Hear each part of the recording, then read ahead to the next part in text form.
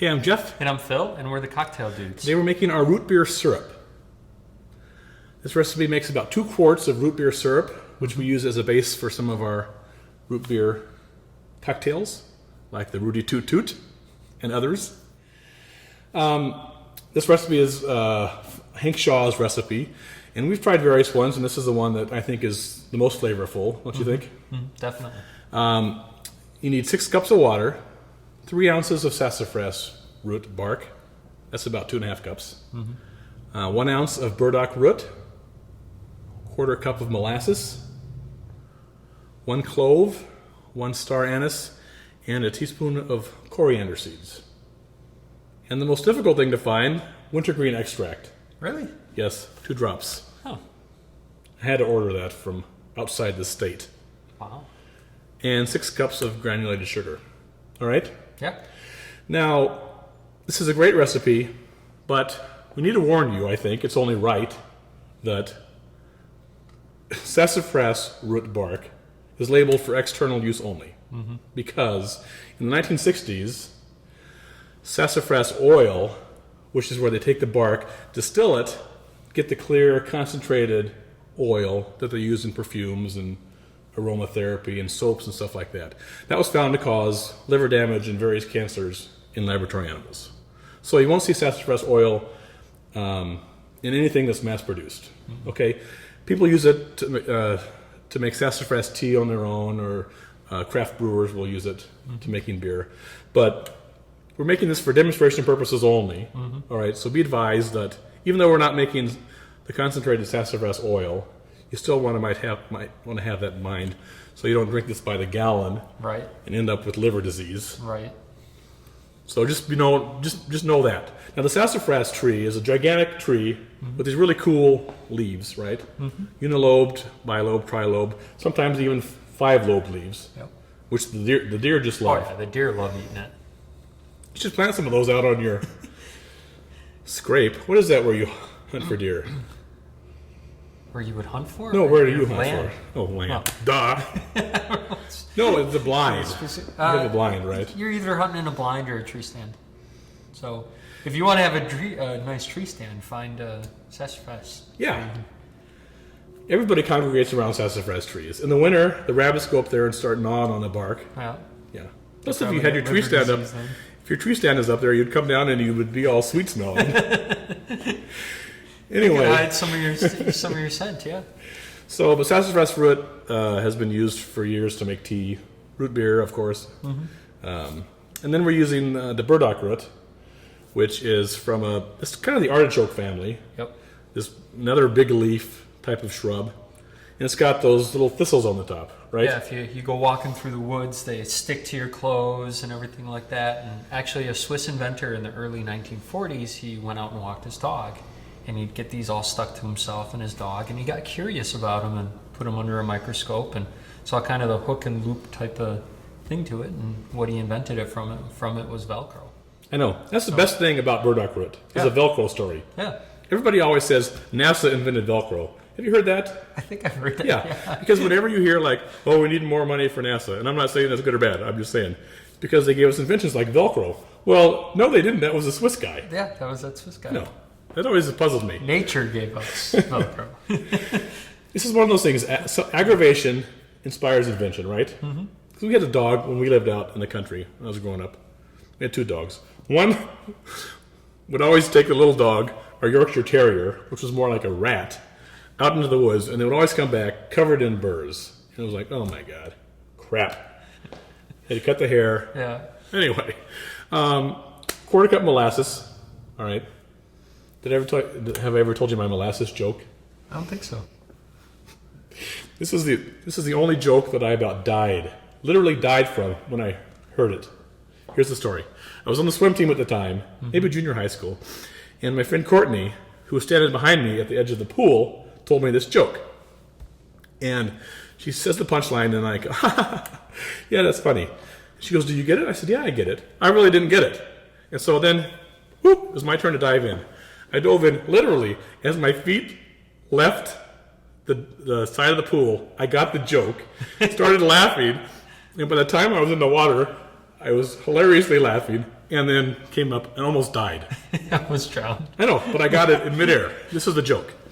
So there were these 3 moles burrowing themselves under Mr. Jones's house. Okay. There was Papa Mole in front, Mama Mole, and then little baby mole. They're kind of digging their way, kind of like moles do, you know. And Papa Mole sticks up his head and says, I smell pancakes and syrup. Mama Mole right behind him says, I smell bacon and eggs. And little baby mole, bringing up the rear, says, all I smell are molasses. See, do you get it? I get it. I know. I didn't get it. I said, oh, molasses. That's real funny. And then it's when I'm in midair, and then I get, oh, molasses. Molasses. Oh, my God. Anyway, another aside. All right, let's make this. Yeah, We have 6 cups of water here. Already. We're going to add our sassafras bark pieces. Now, usually we get these and they come in, large chunks. This time they came in small bits, and there was a lot of powder in it.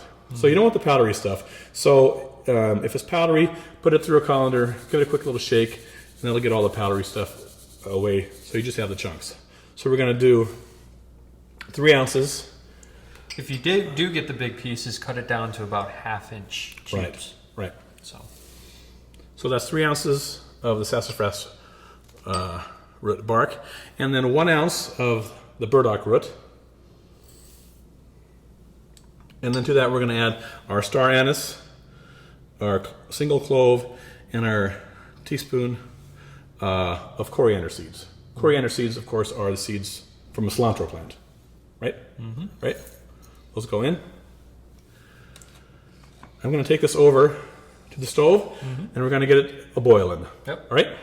You can already smell Smells good, doesn't it? it. It does.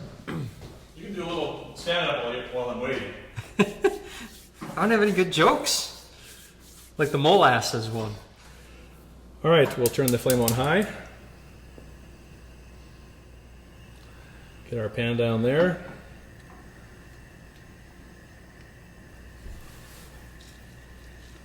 Give it a quick stir. Get everything covered with water. We're going to want to bring this to a boil.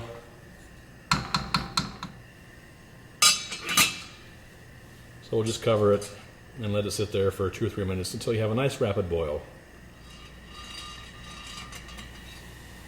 All right, here we are boiling away.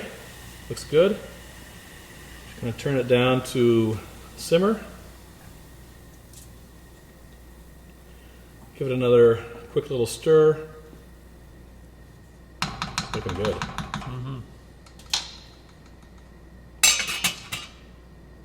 And we'll cover and we'll let that simmer for 15 minutes.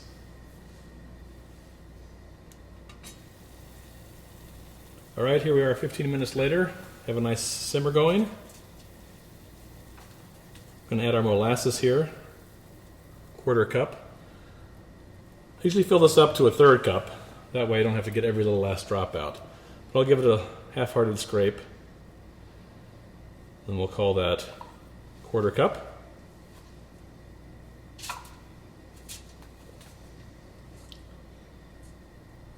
Just stir this in. Dissolves almost instantly, but give it a quick little stir.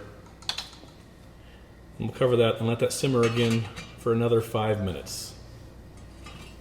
All right, here we are 5 minutes later.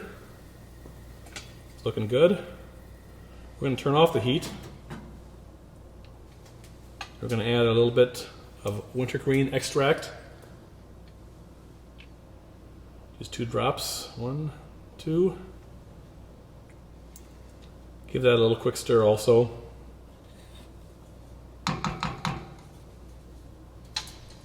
Put the lid on, and we're going to let this cool now. Just move it off the burner, and we'll let it sit here for a couple hours until it's cool or just warm. Here we are back 2 hours later, just tepid.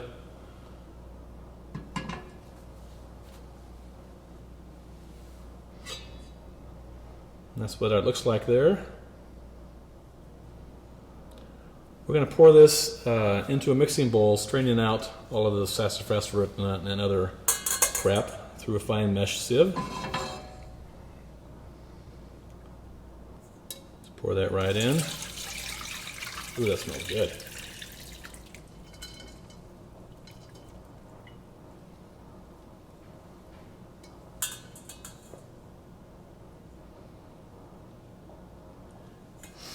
Then we're going to take this to the sink and dump out all the crap, and then just rinse out the pan here, because we'll use that in a second. This is what it looks like, kind of an amber caramely color. Very fragrant. All right, this is the pan that we just rinsed out. We're going to add our liquid back to the pan.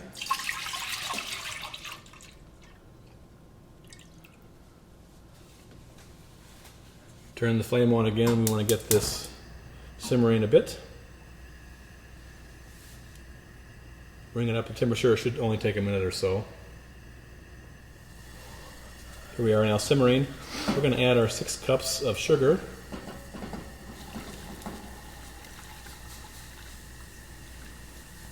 It's going to dissolve a little bit better while it's simmering, which is why we do this. And then just whisk this around, stir it. You're going to want to stir it for about 5 minutes to get all the sugar dissolved. You'll feel the grittiness cease at the bottom. Then we're going to take this and set it aside and let it cool completely.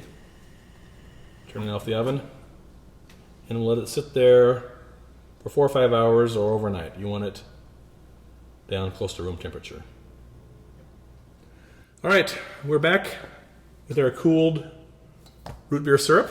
We're going to bottle it and then enjoy it. Easiest way is to pour it into one of these beakers with a spout on it. This makes about 2 quarts, so it's enough to fill up 2 750 milliliter bottles, and then they usually give you a little extra.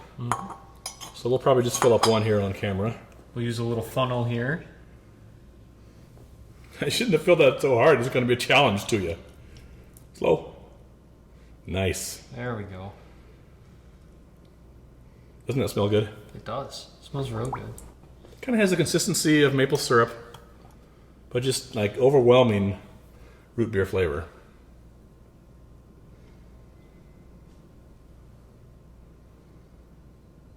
You can store this in the refrigerator for up to a year. Put a cap on that. Fill up the other one off camera. And there you have There you go. your root beer syrup. Enjoy. Cheers.